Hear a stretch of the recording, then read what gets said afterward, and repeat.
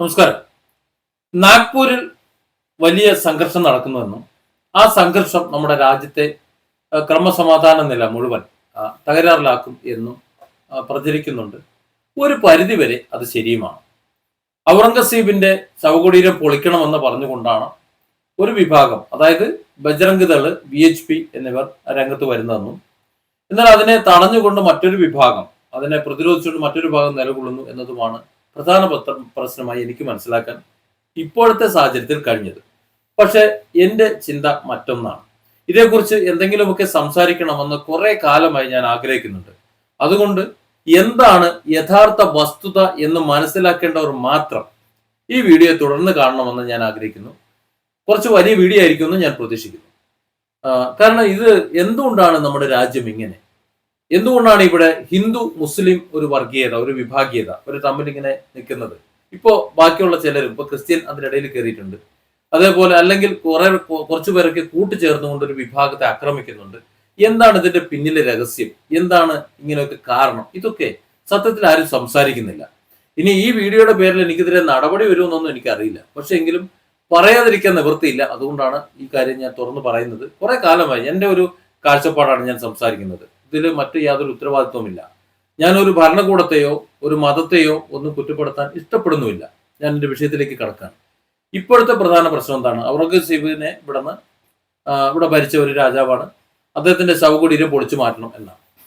ഇവിടെ ആദ്യം രാമക്ഷേത്രം പണിയെടുക്കാൻ വേണ്ടിയിട്ട് ബാബരി മസ്ജിദ് പൊളിച്ചു മാറ്റണമെന്നായിരുന്നു ആദ്യത്തെ ഒരു ആവശ്യമുണ്ടായിരുന്നു. പിന്നീട് വേറെ കുറേ മസ്ജിദുകൾ കൂടി പൊളിക്കണമെന്ന് പറഞ്ഞു. അത് അമ്മാതിരിയുള്ള പരിപാടിയിലേക്ക് പോകണ്ട എന്ന് RSSന്റെ പരമോന്നത നേതാവ് തന്നെ പറഞ്ഞതും നമ്മൾ കേട്ടു. ബാബരി മസ്ജിദ് പൊളിച്ച് രാമക്ഷേത്രം പണിയുന്ന ഒരു സാഹചര്യം എങ്ങനെ ഉണ്ടായി? അവിടെ നിന്ന് നമ്മൾ തുടങ്ങണം. ഞാൻ മനസ്സിലാക്കിയതാണ്, എന്നെ നിങ്ങൾ തെറി വിളിക്കാൻ വരണ്ട, വന്നിട്ട് കാര്യമില്ല. ചില കാര്യങ്ങൾ പറയേണ്ടതുപോലെ പറഞ്ഞെങ്കിലും നടക്കുള്ളൂ. അതുകൊണ്ടാണ്. തെറ്റാണെന്നുണ്ടെങ്കിൽ എന്നെ തെറി വിളിക്കേണ്ട സ്ഥാനത്ത് ഇതിന്റെ താഴെ കമന്റ് ബോക്സ് തുറന്നു വെച്ചിട്ടുണ്ട്. അത് അങ്ങനെയല്ലേ സാബു, ഇങ്ങനെയാണ് എന്ന് തിരുത്തിത്താ. അല്ലാതെ തെറി വിളിക്കുകയാണെന്നുണ്ടെങ്കിൽ ആ തെറിയെല്ലാം ഞാൻ അടുത്ത് അടുപ്പിലിടയുള്ളൂ. ഞാൻ കേൾക്കില്ല. ഇനി കട്ടത്തെറിയാണ് വിളിക്കുന്നതെങ്കിൽ നിങ്ങളുടെ രക്ഷിതാക്കൾക്ക് തരും, അത്രേ ഉള്ളൂ. എന്നെ തിരുത്തി തന്നാൽ ഞാൻ ഉൾക്കൊള്ളാം. ഞാനൊന്ന് പറഞ്ഞുതരാം ബാബരി മസ്ജിദ് എങ്ങനെയാണ് എന്റെ കാഴ്ചപ്പാടിൽ നിന്ന്. നമ്മുടെ ഈ രാജ്യം 1947 2025 ഉണ്ടായതല്ല. ഈ ലോകത്തെ മനുഷ്യവംശവും അങ്ങനെ തന്നെ. മനുഷ്യവംശമൊക്കെ നമ്മുടെ ഈ ഭാരത രാജ്യം ഉണ്ടാകുന്നതിന് മുമ്പ്, അതിനു മുമ്പ് ഇവിടെ നാട്ടുരാജ്യങ്ങൾ ഉണ്ടാകുന്നതിന് മുമ്പ്, എത്രയോ കാലം മുമ്പ് ഇവിടെ മനുഷ്യരുണ്ട്. അന്നൊക്കെ പല വിശ്വാസങ്ങളും ഉണ്ട്. അന്നും കെട്ടിടങ്ങൾ ഉണ്ടാക്കിയിട്ടുണ്ട്, പലതും ചെയ്തിട്ടുണ്ട്. അതൊക്കെ ഇങ്ങനെ വളർന്ന് വളർന്ന് വളർന്ന് വന്നിട്ടുണ്ട്. ചിലതൊക്കെ പൊളിഞ്ഞു പോയിട്ടുണ്ട്. എൻ്റെ ഈ വീട്ടിന്റെ തൊട്ടടുത്ത് 1.5 കിലോമീറ്റർ അങ്ങോട്ട് പോയി കഴിഞ്ഞാൽ ഒരു മലയുണ്ട്. മിനി ഊട്ടി എന്ന് ഒരു നിങ്ങൾ കേൾക്കും. മലബാറിൽ ഒരു മിനി ഊട്ടി ഉണ്ട്, മലപ്പുറത്ത്. ആ മിനി ഊട്ടിന്റെ സൈഡിൽ ഒരു മലയുണ്ട്. ഈ വീഡിയോ ചെയ്യുന്ന സമയത്ത് ആ മലയുടെ പേര് ഞാൻ മറന്നു. അതിന്റെ മുകളിൽ ഒരു ക്ഷേത്രമുണ്ട്, വലിയൊരു ക്ഷേത്രം. അത് ഇപ്പൊ അതില്ല, പൊളിഞ്ഞ് നാശമായി നാമാവശേഷമായി പോയ ഒരു ക്ഷേത്രം. കല്ലുകൾ കൊത്തിവെച്ച് മനോഹരമായ കൊത്തുപണികൾ നടത്തിയ ഒരുപാട് അവശിഷ്ടങ്ങൾ അവിടെ ഉണ്ട്. എന്താ മനസ്സിലാക്കേണ്ടത്? നൂറുകണക്കിന് ആയിരക്കണക്കിന് വർഷം മുമ്പ് അതൊരു മഹാക്ഷേത്രം അവിടെ ഉണ്ടായിരുന്നുവെന്നും അതിന്റെ ചുറ്റുവട്ടത്ത് ഒരു മഹാസംസ്കാരം, ഒരു വലിയൊരു ജനവിഭാഗം താമസിച്ചിരുന്നു എന്നുമാണ്. പക്ഷെ ഇപ്പൊ അവിടെ കാടും റബ്ബർ തോട്ടവും അത് ഇതൊക്കെയാ. ഈ അടുത്ത കാലത്തൊന്നും കഴിഞ്ഞ ഒരു 100-500 കൊല്ലമായിട്ട് അവിടെ ആരും താമസിച്ചിരുന്നായിട്ട് യാതൊരു തെളിവില്ല. നമ്മളൊക്കെ കരുതുന്നത് ഈ നൂറ്റാണ്ട് 2025 താമസിക്കുമ്പോൾ അവിടെ മെനഞ്ഞാന്ന് ബാബർ കൊണ്ടുവന്ന് ഒരു പള്ളി ഉണ്ടാക്കി, അല്ലെങ്കിൽ മെനഞ്ഞാന്ന് ഇവിടെ ഒരു ക്ഷേത്രം ഉണ്ടാക്കി, അവിടെ ശവകുടീരം അതിന്റെ തലേദിവസം കൊണ്ടൊന്നും ഉണ്ടാക്കി എന്നൊക്കെയാണ് ചിന്തിക്കുന്നത്. ഇതിങ്ങനെ ലക്ഷക്കണക്കിന് കൊല്ലങ്ങളായിട്ട്, കോടിക്കണക്കിന് കൊല്ലങ്ങളായി മനുഷ്യരോട് ജീവിച്ചു വരുന്നുണ്ട്. ഇന്നത്തെ കൊടും വനം ഒരുപക്ഷെ ഒരു കാലത്ത് മഹാപട്ടണമായിരുന്നിരിക്കുക. അതുകൊണ്ടാണ് ഇന്നത്തെ കാട്ടിന്റെ നടുക്കൊക്കെ ഇതുപോലെ ആള് താമസമുള്ള കാര്യങ്ങളൊക്കെ കാണുന്നത്. ഒരു കാലത്ത് അവിടെ ആള് താമസം ഉണ്ടായിരുന്ന വനമൊന്നും അല്ല, പിന്നീട് വനമായി മാറുന്നതാണ്. അപ്പോൾ അത്തരത്തിൽ ഒരു ബിൽഡിംഗ് അവിടെ ഉണ്ടാക്കി, ആരോ ഒരു ബിൽഡിംഗ് ഉണ്ടാക്കി വെച്ചു. കുറെ കാലം കഴിഞ്ഞപ്പോൾ ആ ഒരു മന്ദിരം ഉണ്ടാക്കി വെച്ചത് അത് ആർക്കും വേണ്ടാതായി നാശമായി പോയി.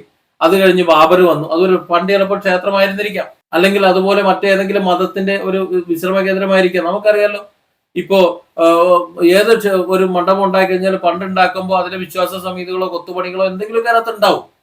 അന്ന് അങ്ങനെ ഉണ്ടാക്കുന്നത്. അതുപോലെ ഏതോ ഒരു മന്ദിരം ഉണ്ടാക്കി വെച്ചു. ആ മന്ദിരം കുറെ കാലം കഴിഞ്ഞപ്പോൾ ഒരു മനുഷ്യന് വേണ്ടാതായി. അത് പൊളിഞ്ഞ് നാമാവശേഷം അവിടെ കിടന്നു. നൂറ്റാണ്ടുകൾ അങ്ങനെ കിടന്നു. ഒരിക്കൽ ബാബർ ഇങ്ങനെ വന്നു.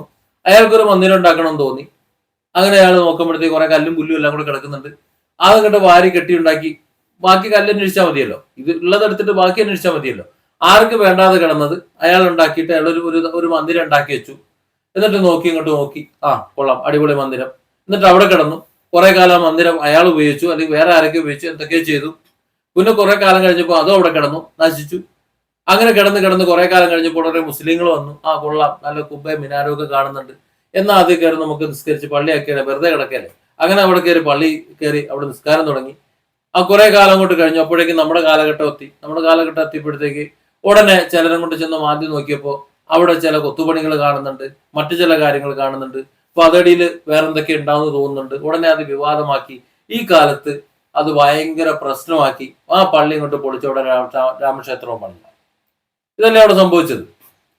ഇതേപോലെ യൂറോപ്യൻ രാജ്യങ്ങളിലൊക്കെ എത്ര പള്ളികളാണ് വിറ്റുപോണത്. ഇപ്പോൾ ക്രിസ്ത്യൻ പള്ളികളൊക്കെ മുസ്ലിം പള്ളികളായിട്ട് മാറുന്നു. എങ്ങനെ വിൽക്കുന്നതാണ്, വില കൊടുത്ത് വാങ്ങുന്നതാണ്. നാളെ ഇനി ഒരു 100-500 കൊല്ലം കഴിയുന്ന സമയത്ത് അവിടെ ആ മുസ്ലിം വിഭാഗം കൊണ്ട് മാറി വീണ്ടും ക്രിസ്ത്യൻ വിഭാഗം അവിടെ കൂടുന്ന സമയത്ത് അവിടെ ഉള്ളവർ പറയും, പണ്ട് ഇവിടെ ക്രിസ്ത്യൻ പള്ളി ആയിരുന്നു, ഇത് കണ്ടോ, അത് മുസ്ലിങ്ങൾ പിടിച്ചടക്കിയിട്ട് അതിന്റെ മുകളിൽ മുസ്ലിം മോസ്കാക്കി മാറ്റിയതാണ്, അതുകൊണ്ടെന്ന് പറഞ്ഞിട്ട് അന്നൊരു കലാപം ഉണ്ടാക്കി. എങ്ങനെ ഉണ്ടാവും?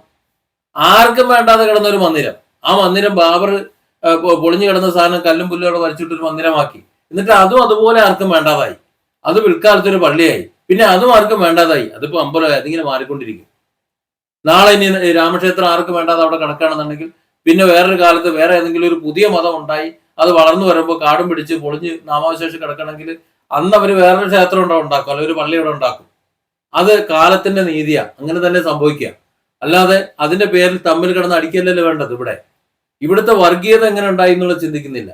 അതിന് നമ്മുടെ ഭരണാധികാരികൾ അതിനെ തടയിടാൻ വേണ്ടി അവർ പണിയെടുക്കുന്നത് ആരും കാണുന്നില്ല.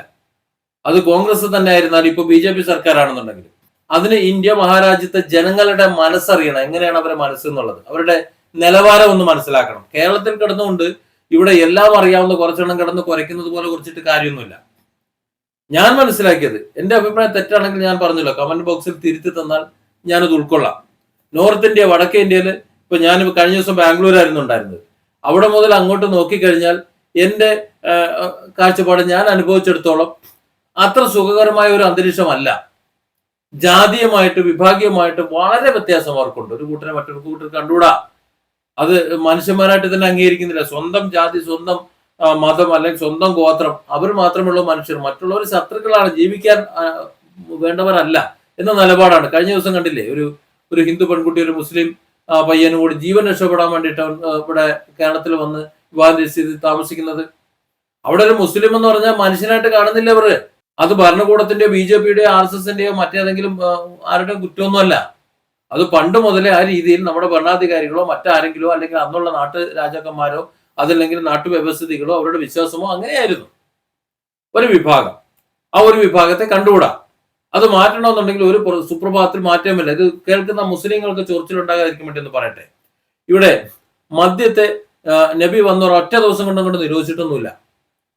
ക്രമേണ കുറച്ച് നിർത്തി മദ്യപിച്ചുകൊണ്ട് നിസ്കരിക്കരുതെന്ന് പറഞ്ഞു.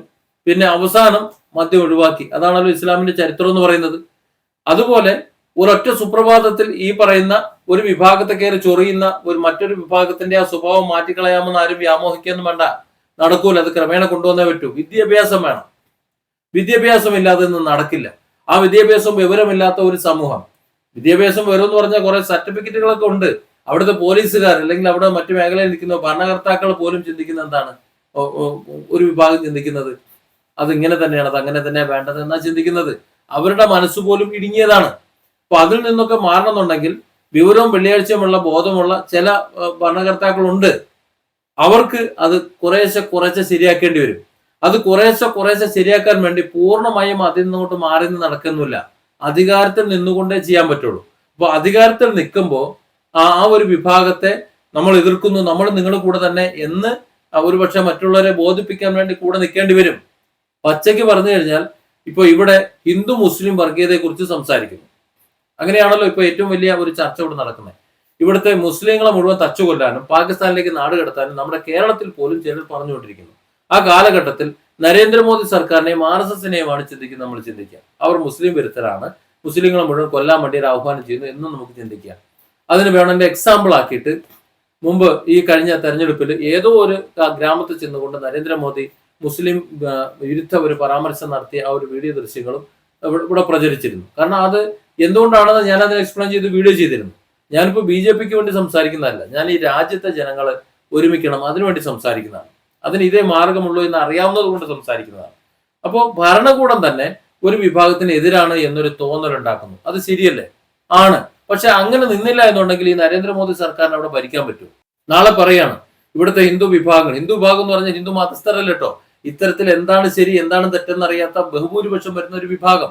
അത് മുസ്ലിം സമൂഹം അവരുടെ മുതലുകൾ കട്ടെടുക്കാൻ വന്നിട്ടുള്ള, അവരുടെ വിശ്വാസത്തെ ഹനിക്കാൻ വന്നിട്ടുള്ള, അവരുടെ ആചാരങ്ങളെ തച്ചുടയ്ക്കാൻ വന്നിട്ടുള്ള, എന്ന് പറഞ്ഞാൽ പശുവിനെ കൊല്ലാൻ വന്നിട്ടുള്ള, അതൊക്കെ അതിന്റെ ഭാഗമായിട്ട് വരുന്നതാണ്. അത്തരത്തിലുള്ള ഒരു വിഭാഗമാണ് എന്ന് പഠിച്ചു വെച്ചേക്കുന്ന ആ ഒരു വിഭാഗം ഇവിടെ ജീവിക്കാൻ അർഹതയില്ല, അവർ നശിച്ചു പോട്ടെ എന്ന് ചിന്തിക്കുന്ന ആ നിലയിൽ മാനസിക നിലയുള്ള ഒരു ഭാഗം, ആ വിഭാഗമാണ് ഇന്ത്യയിൽ കൂടുതൽ. ആ കൂടുതലുള്ള ആൾക്കാരുടെ വോട്ട് വാങ്ങി തന്നെയാണ് BJP ഇവിടെ അധികാരത്തിലിരിക്കുന്നത് ഇന്ന്. അപ്പോ അവരെ പ്രീതിപ്പെടുത്താതെ അധികാരത്തിൽ ഇരിക്കാൻ പറ്റില്ല. അതുകൊണ്ട് അവരെ പ്രീതിപ്പെടുത്തിക്കൊണ്ട് ക്രമേണ അവർക്ക് വിദ്യാഭ്യാസം കൊടുത്തുകൊണ്ട് അവരെ ഡെവലപ്പ് ചെയ്ത് ഒരു വിദൂര ഭാവിയിൽ അവരെ നമുക്ക് മാറ്റിയെടുക്കാനേ പറ്റുള്ളൂ. സമീപ ഭാവിയിൽ മാറ്റിയെടുക്കാൻ പറ്റില്ല. നൂറ്റാണ്ടുകളായി അവരുടെ മനസ്സിൽ തലമുറകളായി ഉറപ്പിച്ചു വെച്ചേക്കുന്ന വിശ്വാസങ്ങളെ ഒരു ദിവസം കൊണ്ട് അങ്ങ് മാറ്റിമറിച്ചുകളെന്ന് വെച്ചിരുന്നത് വ്യാമോഹം മാത്രമാണ്. അപ്പോ ഒരു 10-50 കൊല്ലം കഴിയുമ്പോൾ ഇന്നത്തെ ഈ വിഭാഗീയതയൊക്കെ മാറി എല്ലാവരും ഏകോദര സഹോദരങ്ങളാണ് എന്ന ഭരണഘടനയിൽ അധിഷ്ഠിതമായ ആ വാക്യം അതേപടി പുലരണമെന്നുണ്ടെങ്കിൽ ഇന്ന് ഭരിക്കുന്ന ഒരു ഭരണകൂടത്തിന് ഭരണം വേണം. ഇന്ന് ഹിന്ദുക്കളെ മുഴുവൻ തള്ളി പറഞ്ഞുകൊണ്ട്, അല്ലെങ്കിൽ ഹിന്ദു വിഭാഗത്തിനെ മുഴുവൻ ഈ പറഞ്ഞ വിഭാഗം ഉണ്ടല്ലോ, നേരത്തെ പറഞ്ഞ വികല ചിന്തകൾ വെച്ച് സൂക്ഷിക്കുന്ന ആ ഒരു വിഭാഗത്തിന്റെ ചിന്തകൾ തെറ്റാണ് എന്ന് പറഞ്ഞുകൊണ്ട് ഈ ഇവിടുത്തെ മുസ്ലിങ്ങളും അതാണ്, അവർ അങ്ങനെയാണ് ഇങ്ങനെയാണ് എന്നൊക്കെ പറയാൻ നിൽക്കണമെന്നുണ്ടെങ്കിൽ മോദിക്ക് നാളെ അങ്ങോട്ട് ഇറങ്ങി പോകേണ്ടി വരും, ഭരണം പോവും. അപ്പോൾ ഭരണത്തിൽ ഇരുന്നു കൊണ്ട് കുറേശ്ശെ വിദ്യാഭ്യാസവും മറ്റു കാര്യങ്ങളും വികസനങ്ങളും എല്ലാം വന്ന ശേഷം അപ്പോൾ സ്വാഭാവികമായും കുറേശ്ശെ ആൾക്കാരുടെ മാനസിക നില മാറാൻ തുടങ്ങും. അങ്ങനെ ക്രമേണ മാത്രമേ ഇത് മാറ്റാൻ പറ്റൂ. അതിന് വലിയ വില കൊടുക്കേണ്ടി വരും. അതൊക്കെ ശരി തന്നെയാണ്. ഇപ്പൊ കേരളത്തിലെ അവസ്ഥ നമുക്ക് നോക്കാം. ഒരു 3 വർഷത്തിന് മുമ്പ് നമ്മൾ കേരളത്തിൽ ഒരു 6 വരി പാതയെക്കുറിച്ച് സ്വപ്നം കാണാൻ പറ്റുമായിരുന്നു. ഞാൻ ഏതാണ്ട് 10-20 കൊല്ലം മുമ്പ് ഒരു 6 വരി പാത സൗജന്യമാക്കി ഉണ്ടാക്കി കൊടുക്കാന്ന് പറഞ്ഞ മംഗലാപുരം മുതൽ കന്യാകുമാരി വരെ, ഇന്ന് ഇന്റർനെറ്റ് വരുന്നതിന് മുമ്പ് രവീന്ദ്രനാഥൻ പിള്ളയായിരുന്നു അന്ന് അതിന് ചുക്കാൻ പിടിക്കാൻ സർക്കാരിന് നമ്മൾ കത്തൊക്കെ കൊടുത്തത്. അന്ന് കമ്മീഷൻ കിട്ടില്ല എന്ന് പറഞ്ഞുകൊണ്ട് സർക്കാരാണെന്ന് വേണ്ടാന്ന് വെച്ചു. തീരദേശ പാത ഫുൾ കോൺക്രീറ്റ് റോഡ്, ടോളില്ല, 6 വരി റോഡും 4 വരി സർവീസ് റോഡും ഉണ്ടാക്കി കൊടുക്കാന്ന് പറഞ്ഞു ഫ്രീ ആയിട്ട്. അതിന്റെ പണം എന്ന് പറഞ്ഞു കഴിഞ്ഞാൽ 100 മീറ്റർ 200 മീറ്റർ കൂടുമ്പോൾ LED പരസ്യ വാളുകൾ വെച്ച് മൾട്ടിനാഷണൽ കമ്പനികളും മറ്റ് ഇന്റർനാഷണൽ കമ്പനികളും അതിൽ ആഡ് തന്ന് ആ ആഡ് ഒരു 10 വർഷത്തെ പണം മുൻകൂട്ടി വാങ്ങിക്കൊണ്ടായിരുന്നു അന്ന് റോഡ് നിർമ്മാണം നടത്താൻ ഉദ്ദേശിച്ചിരുന്നത്. എല്ലാ പണിയും പൂർത്തിയാക്കുന്നത്. പക്ഷെ സർക്കാർ അംഗീകരിച്ചില്ല, അക്വാർഡ് കിട്ടിയില്ല എന്നുള്ളത്. ഇല്ലെങ്കിൽ ഇത് 20-25 കൊല്ലം മുമ്പ് ഈ റോഡ് ഇവിടെ വരേണ്ടതാണ്. അപ്പൊ ഞാൻ പറയുന്നത് അത്തരത്തിലുള്ള നമുക്കുണ്ട് ചിന്താഗതി. പണ്ട് MK മുനീർ ഇത്തരത്തിലുള്ള റോഡ് കൊണ്ടുവന്നപ്പോഴത്തേക്ക് ഇവിടെ ഇടതുപക്ഷം കൊടിയും തൂക്കി ഇറങ്ങി നമുക്കറിയില്ലേ. അതിന് ഇവിടുത്തെ കുറെ സാധാരണക്കാർ സിന്ദാബാദം വിളിച്ചുകൊണ്ടിറങ്ങിയില്ലേ. അവർ തന്നെയല്ലേ ഇന്ന് ഇവിടെ നിൽക്കുന്നത്. അതുപോലെ മലപ്പുറത്ത് സന്തോഷ് ജോർജ് കുളങ്ങര പറയുന്നത് പോലെ എന്റെ വീടിന്റെ ഒരു 2 കിലോമീറ്റർ അപ്പുറത്ത് മാറി അത്താണിക്കൽ എന്ന് പറയുന്ന സ്ഥലത്ത് ഇവിടെ NH 66 വേണ്ടി സ്ഥലം എടുക്കാൻ വേണ്ടി ഞങ്ങളുടെ പറമ്പിലേക്ക് കയറിപ്പോരുന്ന് ബോർഡ് വെച്ചിരുന്നല്ലോ. അവരൊക്കെ എന്റെ സ്ഥലം കൂടെ എടുക്കുന്നു പറഞ്ഞത് ഞാൻ കണ്ടേക്കണ്. അപ്പോ അത് ഈ ഓരോ വിഭാഗവും ഒരു വിഭാഗത്തിനെ പറഞ്ഞ് വിശ്വസിപ്പിക്കുന്നത് എങ്ങനെയെന്നുള്ളതാണ്. വികസന കാര്യമായാലും രാഷ്ട്രീയമായാലും മതമായാലും എല്ലാം അങ്ങനെ തന്നെയാണ്. പക്ഷെ അതൊക്കെ അനുഭവം കൊണ്ട് മാത്രമേ മാറുള്ളൂ. എന്തുകൊണ്ടാണ് ഈ NHന് സ്ഥലം വിട്ടുകൊടുക്കില്ല എന്ന് പറഞ്ഞവർ പിന്നെ വിട്ടുകൊടുത്തത്? മതിയായ അവർ ആഗ്രഹിക്കുന്ന വിധത്തിൽ ഒരു 5 സെന്റ് ഉണ്ടായിരുന്നവൻ, ഇടുങ്ങി ജീവിച്ചിരുന്നവൻ, മറ്റൊരു ഭാഗത്ത് ഒരു 10 സെന്റ് സ്ഥലവും നല്ലൊരു വീടും വച്ച ശേഷം, അതായത് നിലവിലെ ജീവിത സാഹചര്യങ്ങൾക്ക് കൂടുതൽ മെച്ചപ്പെട്ട സാഹചര്യത്തിൽ ജീവിച്ച ശേഷം ഒരല്പം പൈസ ബാക്കി കൂടെ ഉണ്ടെങ്കിൽ അയാൾ കൊടുക്കുന്നേ. അങ്ങനെ കൊടുത്തു പോയതാ. അതുകൊണ്ടാണ് ഈ റോഡിന്റെ വികസനം വന്നത്. അതിന് കേന്ദ്രത്തിൽ ഒരു സർക്കാർ വേണ്ടി വന്നില്ലേ. ഇവിടെ ഇടത് വലത് സർക്കാർ കേരളത്തിൽ കുറെ കാലം കിടന്ന് മാന്തുന്നുണ്ടല്ലോ. എന്നിട്ടായോ? ഇപ്പോ ഒരു റോഡ് ഉണ്ടാക്കിയപ്പോഴത്തേക്ക് ആ റോഡ് ഞമ്മന്റേതാണെന്ന് പറഞ്ഞുകൊണ്ട് എട്ടുകാലി മമ്മൂഞ്ഞിന്റെ കഥയും പറഞ്ഞുകൊണ്ട് ഒരു മരുമോ മന്ത്രി ഒരു റോഡ് ഷോ നടത്തുന്നത് കഴിഞ്ഞ ദിവസം കണ്ടു. ഇതൊക്കെയല്ലേ ഇവിടെ നടക്കുള്ളൂ. അപ്പോൾ ഇത്തരത്തിൽ ജനങ്ങൾ ഒരു മാനസിക നില ഈ കോലത്തിലാണെന്നുണ്ടെങ്കിൽ അതിനെ ഒരു സുപ്രഭാതത്തിൽ മാറ്റിയെടുക്കാൻ പറ്റില്ല. അനുഭവങ്ങൾ കൊണ്ടേ അവർക്ക് മാറ്റിയെടുക്കാൻ പറ്റുള്ളൂ. അപ്പൊ വികസനങ്ങൾ വന്നാൽ, ഒരു സംസ്ഥാനത്ത് വികസനങ്ങൾ വന്നാൽ, ഓരോ സംസ്ഥാനത്ത് വികസനങ്ങൾ വന്നാൽ സ്വാഭാവികമായും അവിടുത്തെ ആൾക്കാരുടെ മാനസിക നില അതുമായിട്ട് മാച്ച് ചെയ്ത് പോകും. രണ്ട് കാര്യങ്ങൾ നമ്മുടെ രാജ്യത്ത് കൂടി വന്നേ പറ്റൂ. ഈ അപരിഷ്കൃത ദേശങ്ങളെല്ലാം വികസിക്കണം. അവിടെ വികസിക്കുന്നത് അനുസരിച്ച് അവിടെ വിദ്യാഭ്യാസ നിലവാരം കൂടും, വിവരങ്ങൾ കൂടും, കൂടുതൽ ആൾക്കാരുമായിട്ട് മിങ്കിൾ ചെയ്യും. നമ്മൾ ചിന്തിച്ച് വന്നതല്ല, നമ്മൾ ആചരിച്ച് വന്നതല്ല, നമ്മൾ വിശ്വസിച്ച് വന്നതല്ല, അതിനപ്പുറത്തും ചില ലോകങ്ങളുണ്ട്, മറ്റു ചില വിശ്വാസങ്ങളുണ്ട്, ചില ഐക്യങ്ങളുണ്ട് എന്നൊക്കെ അവർ മനസ്സിലാക്കും. അത് ക്രമേണ മനസ്സിലാക്കാൻ പറ്റുള്ളൂ. അത് ക്രമേണ മനസ്സിലാക്കി ക്രമേണ അത് മനസ്സിലാക്കുമ്പോൾ ഇന്നത്തെ ഈ വർഗീയതയും വിഭാഗീയതയും ഒക്കെ പോകും. അതുവരെ ഒരു സർക്കാർ, അതിന് കഴിവുള്ള ഒരു സർക്കാർ നിലനിൽക്കണ്ടേ? ആ നിലനിൽപ്പിന് വേണ്ടിയിട്ട് ആ സർക്കാർ അങ്ങനെയൊക്കെ പറഞ്ഞുകൊണ്ടിരിക്കും. അവരുടെ പിന്തുണ വേണം, അല്ലാതെ നിൽക്കാൻ കഴിയില്ല. എന്നാൽ ഈ ഇന്ത്യൻ ഭരണകൂടം ഇതുവരെ ഏതെങ്കിലും ഒരു വിഭാഗത്തെ, എക്സ്പെഷ്യലി മുസ്ലിം വിഭാഗത്തെ തകർക്കാൻ വേണ്ടി എന്തെങ്കിലും നിലപാടെടുത്തതോ എന്തെങ്കിലും നടപടി എടുത്തതോ നിങ്ങൾക്ക് കാണിച്ചു തരാൻ പറ്റും? 10-15 കൊല്ലമായല്ലോ ഇവിടെ ഭരിച്ചുകൊണ്ടിരിക്കുന്നത്. ഇല്ല. ഇപ്പൊ മുസ്ലിം വിഭാഗത്തെ തന്നെ നോക്കുകയാണെന്നുണ്ടെങ്കിൽ ഹജ്ജിന്റെ മുമ്പ് ഇവിടെ 5 ഉബ്രം ബോർഡുകൾ നിരന്ന് നിന്നിരുന്നതാ. ഇപ്പൊ ഇവിടെ ആ ബോർഡൊക്കെ അങ്ങോട്ട് പോയി. എത്ര പേരാണ് അന്ന് ഹജ്ജിന് പോയിരുന്നത്, എത്ര പേരാണ് ഇന്ന് ഹജ്ജിന് പോണത്? മുമ്പ് പാലസ്തീൻ എത്ര രൂപയാണ് കൊടുത്തിരുന്നത്, സഹായം കൊടുത്തിരുന്നത്? ഈ നരേന്ദ്രമോദി സർക്കാർ വന്ന ശേഷം എത്രയാണ് കൊടുക്കുന്നത്? ഇതൊക്കെ ഒന്ന് കണക്ക് കൂട്ടണം. നമ്മൾ എതിർക്കുമ്പോൾ എല്ലാം നോക്കണം. ഇവിടുത്തെ ഇന്ത്യയിലുള്ള മുസ്ലിങ്ങൾക്ക് എന്തൊക്കെ ആനുകൂല്യങ്ങളാണ് അന്ന് കൊടുത്തിരുന്നത്? മുസ്ലിം പെൺകുട്ടികളുടെ വിദ്യാഭ്യാസവും മറ്റു കാര്യങ്ങൾക്ക് വേണ്ടി എന്തൊക്കെ ആനുകൂല്യങ്ങളാണ് അന്ന് കൊടുത്തിരുന്നത്? എന്തൊക്കെയാണ്, എത്രയൊക്കെയാണ് ഇന്ന് കൊടുക്കുന്നത്? നോക്കണം. അപ്പോ ആ വിധത്തിൽ സർക്കാർ തലത്തിൽ നിൽക്കുമ്പോൾ അവരുടെ സംരക്ഷണം സർക്കാർ കൃത്യമായി ചെയ്യുന്നുണ്ട്, ചെയ്യേണ്ട കാര്യങ്ങൾ കൃത്യമായി ചെയ്യുന്നുണ്ടെന്ന് മനസ്സിലാവും. പക്ഷെ എന്തുകൊണ്ടാണ് ഇത് എന്നിട്ട് പ്രചരിപ്പിക്കാത്തത്? അത് പ്രചരിപ്പിച്ചുകൊണ്ട് അത് പൊക്കിക്കാണിച്ചു കഴിഞ്ഞാൽ ഭരണം അങ്ങോട്ട് നഷ്ടപ്പെടും. അപ്പൊ സ്വാഭാവികമായും നമ്മുടെ രാജ്യം വികസിക്കണം എന്നുണ്ടെങ്കിൽ ഇവിടുത്തെ ഇത്തരത്തിലുള്ള വികല ചിന്തകൾ ഇല്ലാതാകണം. വികല ചിന്തകൾ ഇല്ലാതാകണം എന്നുണ്ടെങ്കിൽ അത് മനസ്സിലാക്കിയ ഒരു ഭരണകൂടം ഇവിടെ നിലകൊള്ളണം. നിലകൊണ്ടുകൊണ്ട് ഈ രാജ്യത്ത് സമ്പൂർണ്ണ വികസനം കൊണ്ടുവരണം. സമ്പൂർണ്ണ വികസനം കൊണ്ടുവരുമ്പോൾ ആ വികസന സങ്കല്പത്തിലൂടെ, ആ വികസന രീതിയിലൂടെ അവന്റെ മനസ്സും കുറച്ചൊക്കെ ഒന്ന് വികസിക്കും. ആ സമയത്ത് കുറെ കാര്യങ്ങൾ ഇട്ടു കൊടുക്കുക. വിദ്യാഭ്യാസ നിലവാരം കൂടി ആ നിലയിലേക്ക് ഒന്ന് വരുമ്പോൾ, അങ്ങനെ മാറി വരുമ്പോൾ ഒരു വലിയ സംസ്കാരത്തിന്റെ, ഒരു വലിയ ഐക്യത്തിന്റെ ഒരു രാജ്യമായി നമ്മുടെ രാജ്യം മാറും. അതിനുള്ള ഒരു മുന്നൊരുക്കം ഇവിടെയുള്ള അവസാന ഘട്ടത്തിലുള്ള കോൺഗ്രസ് സർക്കാരും അതിനു മുമ്പ് ഞാൻ കണ്ടിട്ടില്ല. ഈ നരേന്ദ്രമോദി സർക്കാരിന് തൊട്ടു മുമ്പുള്ള ഏതാനും 2-3 സർക്കാരും അതിനുശേഷമുള്ള ഈ നരേന്ദ്രമോദി സർക്കാരും അതിന് വേണ്ട കാര്യങ്ങൾ കുറച്ചൊക്കെ ചെയ്തു തുടങ്ങിയിട്ടുണ്ട്. അതിനു മുമ്പ് നരേന്ദ്രമോദി സർക്കാരിന് മുമ്പ് ചെയ്തിട്ടുള്ള ആ കാര്യങ്ങൾ തന്നെയാണ് ഒന്നുകൂടി വിപുലപ്പെടുത്തി നരേന്ദ്രമോദി സർക്കാർ ചെയ്തു വരുന്നത്. പക്ഷെ അവർ തമ്മിൽ അത് പറയില്ല എന്ന് മാത്രമേ ഉള്ളൂ. അല്ലാതെ നരേന്ദ്രമോദി എന്നല്ല, ആര് വിചാരിച്ചു കഴിഞ്ഞാലും ഇവിടെ ഒരു ഒറ്റ ദിവസം കൊണ്ട് ഇവിടുത്തെ ഹിന്ദുക്കളെ മുസ്ലിങ്ങളെ ഒരുമിച്ച് കളയാം, അങ്ങനെ ഒരുമിച്ച് തോളത്ത് കൈയിട്ടിട്ടുണ്ട് ഒരു പാത്രത്തിൽ ബിരിയാണി നിന്നുകൊണ്ട് നിന്ന് കളയാന്ന് വിചാരിച്ചു കഴിഞ്ഞാൽ നടക്കുന്ന കാര്യമല്ല. അപ്പൊ ഭരണം നിലനിർത്താൻ വേണ്ടിയിട്ട് പലരെയും സോപ്പിടേണ്ടി വരും, പല വർത്തമാനങ്ങൾ പറയേണ്ടി വരും.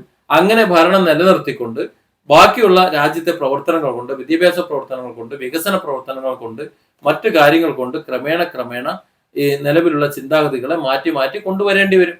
അതറിയാവുന്നത് കൊണ്ടാണ് അറബ് രാജ്യങ്ങൾ നരേന്ദ്രമോദിക്ക് സപ്പോർട്ട് കൊടുക്കുന്നത്. അത് മറ്റേത് മന്ത്രിയായാലും അത് തന്നെ. ഇവിടെ നമ്മൾ കുറ്റം പറയേണ്ടത് ഇന്നത്തെ സർക്കാർ, ഇതിന് തൊട്ടുമുള്ള സർക്കാരിനെ ഒന്നല്ല. എങ്ങനെയാണ് ഇതിവിടെ ഉണ്ടായി വന്നത്? ആരാണ് ഇത് ഉണ്ടാക്കിയത്? അങ്ങനെ ഉണ്ടാക്കി കൊണ്ടുവന്ന ഒരു വിഭാഗം ഉണ്ടല്ലോ, അവരെ നമ്മളിത് കുറ്റം പറയണില്ല. ഇവിടെ നിന്ന് നമ്മുടെ രാജ്യങ്ങളെ, ഇന്ത്യയും പാകിസ്ഥാനുമാക്കി 2 രാജ്യങ്ങളാക്കി മാറ്റി അന്ന് എട്ടുപൊട്ടും തിരിയാത്ത, വിവരവും വെള്ളിയാഴ്ചയില്ലാത്ത ഒരു വിഭാഗത്തെ മുഴുവൻ 2 ചേരിയാക്കി മാറ്റിയ കുറെ എംബോക്കികളുണ്ട്. അവരെ കുറിച്ച് ഒരു അക്ഷരം ഇവിടെ മിണ്ടുന്നില്ല. അവരെ കുറിച്ച് ആരും മിണ്ടുന്നില്ല. പകരം ഇന്ത്യയിലെ ഹിന്ദുക്കളെ കുറിച്ച് പറയുന്നു, ഇന്ത്യയിലെ മുസ്ലിങ്ങളെ കുറിച്ച് പറയുന്നു. അപ്പൊ ഇന്ത്യയിലെ ഹിന്ദുക്കളെ കുറിച്ചും ഇന്ത്യയിലെ മുസ്ലിങ്ങളെ കുറിച്ചും ഇന്ത്യയിലെ ക്രിസ്ത്യാനികളെ കുറിച്ചും പറഞ്ഞിട്ട് കാര്യമില്ല. കാരണം ഒരു സുപ്രഭാതത്തിൽ ഇത് പരിഹരിക്കാൻ കഴിയുന്ന കാര്യവുമല്ല. അത് മനസ്സിലാക്കിക്കൊണ്ടാണ് ചെയ്യുന്നത്. ഇപ്പോ കുക്കി മേത്തി വിഷയം തന്നെ അറിയാലോ. മണിപ്പൂർ വിഷയത്തെ ആളി കത്തിച്ചിട്ട് ഇവിടെ ബാക്കിയുള്ളതെങ്കിലും എങ്ങനെ കൂട്ടിക്കൊടിച്ച് സാമ്പാറാക്കാമെന്നാണ് ഇവിടുത്തെ മാധ്യമങ്ങളും വർഗീയ കോമരങ്ങളും ചിന്തിച്ചുകൊണ്ടിരുന്നത്. എന്ന് തുടങ്ങിയതാ കുക്കി മേത്തി സംഘർഷം? ഇന്ദിരാഗാന്ധിന്റെ കാലത്ത് കയറി നിരങ്ങി എത്ര എണ്ണത്തിനെ കൊന്നു കളഞ്ഞത്, പട്ടാളം കയറി നിരങ്ങിയത്? അതൊന്നും വാർത്തയില്ല. അന്ന് സോഷ്യൽ മീഡിയയിലായിരുന്നു, അതുകൊണ്ട് ആരും അറിഞ്ഞില്ല. ഇന്ന് അല്ല, സോഷ്യൽ മീഡിയയുടെ കാലമായതുകൊണ്ട് എല്ലാവരും അറിഞ്ഞു. ഇത്രയല്ലേ ഉള്ളൂ. ഏത് കാലമായി തുടങ്ങിയിട്ട് അപ്പൊ അതൊരു ദിവസം കൊണ്ട് മാറും? ഇല്ല. ഇതുപോലെ തന്നെ ഇവിടെ ഹിന്ദു മുസ്ലിം സംഘർഷം എന്ന് പറയുന്നത് ഉണ്ടാക്കുന്നത് പോലെ എനിക്ക് നിങ്ങളോട് പറയാനുള്ളത്, ഈ ആധുനിക കാലത്ത് വിവരവും വെള്ളിയാഴ്ചയുള്ള ഞാൻ നിങ്ങളും അടങ്ങുന്ന ഒരു സമൂഹം ഇത് തിരിച്ചറിഞ്ഞുകൊണ്ട് നമ്മളായിട്ട് ഇനി പുതിയതായിട്ട് ഉണ്ടാക്കാൻ നിൽക്കരുത്, പുതിയ കാര്യങ്ങൾ ഉണ്ടാക്കാൻ നിൽക്കാതെ നമുക്ക് അതിൽ നിന്ന് മാറിയിട്ട് ഒരു ഏകോദര സഹോദരങ്ങളായി മാറാം എന്നുള്ള ചിന്ത നമ്മളിലേക്ക് വരിക. അല്ലാതെ ആ നേരത്തെ പിന്തുടർന്ന് വരുന്ന കുറച്ച് കാര്യമുണ്ടല്ലോ, അത് ക്രമേണ മാറുള്ളൂ. ചിലപ്പോൾ ഈ തലമുറയോട് കൂടിയേ മാറുള്ളൂ. ആ മാറുന്നതോടുകൂടി അടുത്ത തലമുറയെങ്കിലും നേരെ വരാൻ ഇന്നത്തെ ഞാനും നിങ്ങളും അടങ്ങുന്ന തലമുറ മാതൃകകൾ കാണിച്ചു കൊടുക്കണം. അല്ലാതെ നമ്മളും കൂടി ആ പഴയ തലമുറയോടൊപ്പം ചേർന്നുകൊണ്ട് പഴയത് തന്നെ ആവർത്തിക്കാൻ നിൽക്കുകയാണെന്നുണ്ടെങ്കിൽ നമ്മുടെ രാജ്യം നന്നാവാൻ ഇനിയും കുറെ കാലമെടുക്കും. അത് നമുക്ക് തന്നെ ആയിരിക്കും ക്ഷീണം, അല്ലെങ്കിൽ നമ്മുടെ അടുത്ത തലമുറയ്ക്കും അതിനടുത്ത തലമുറയ്ക്കും. ചിന്തിക്കുന്നവന് ദൃഷ്ടാന്തമുണ്ട്, ചിന്തിച്ചു കഴിഞ്ഞാൽ കാര്യങ്ങൾ നടക്കുകയും ചെയ്യും. Different angles. Don't forget to subscribe and support this channel.